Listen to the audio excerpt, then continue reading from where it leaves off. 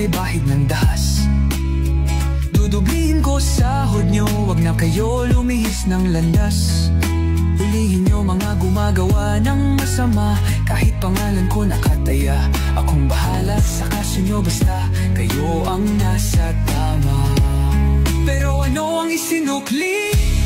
Bakit kayo nagpunyagi?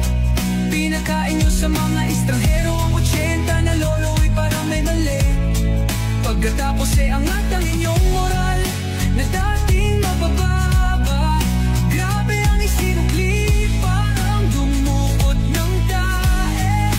Tapos nilagay sa kamay, sabay sampal sa kanyang mukha.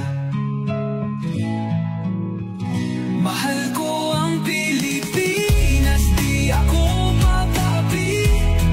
Ipinanganak ako sa bayang mapagtimpi.